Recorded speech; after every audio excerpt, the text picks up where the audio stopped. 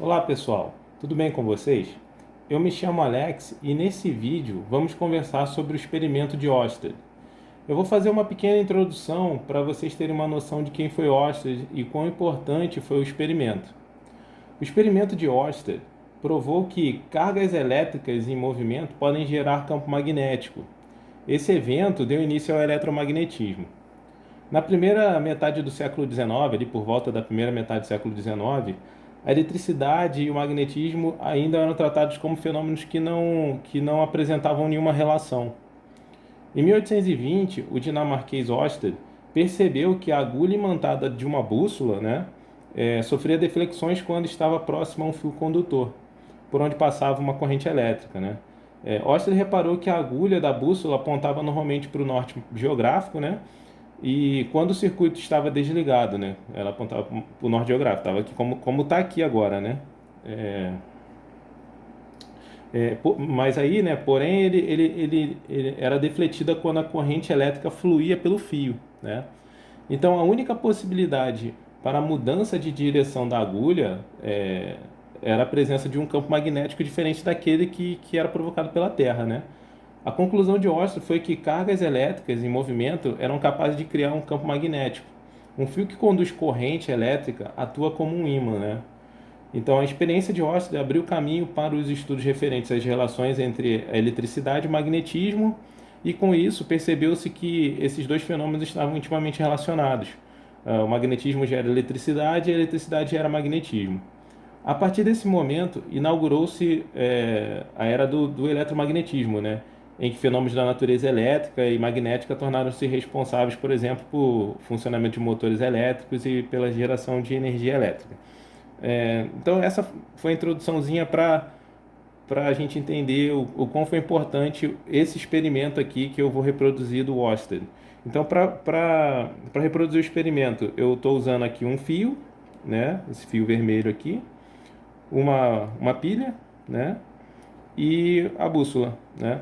Então eu vou colocar aqui o fio paralelo à agulha da bússola, que está apontando para o norte geográfico, né? O sul magnético. E com o circuito fechado aqui, né? Com o circuito aberto, né? É essa a posição da bússola. Então eu vou ligar o fio aqui, primeiro o polo positivo da pilha, nesse lado aqui do fio.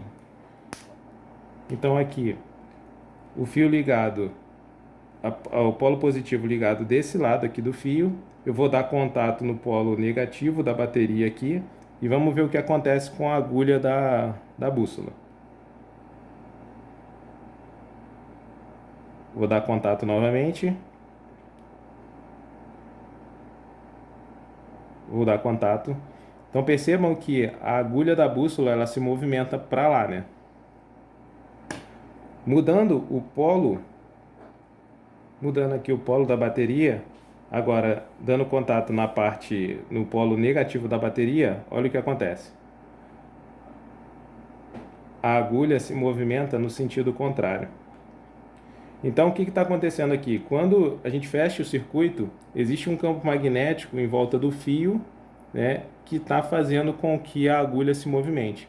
Quando a corrente gira num sentido, o campo magnético ele vai existir num sentido, né?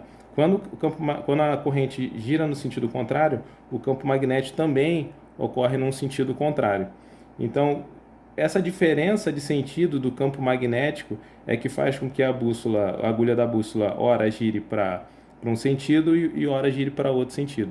Vai depender do sentido da corrente que está passando no fio, né? Quando eu troquei aqui os polos da bateria, a corrente ela corria num sentido, quando eu alterei os polos da bateria, ela correu no sentido contrário, e aí fez com que a agulha da bússola se movimentasse num sentido diferente também.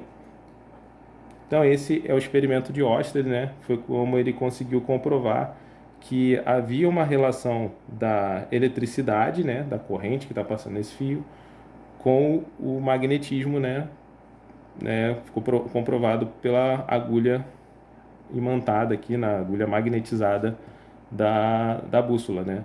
ela só se movimenta porque existe um campo magnético diferente do da Terra que está fazendo com que a agulha se movimente aqui.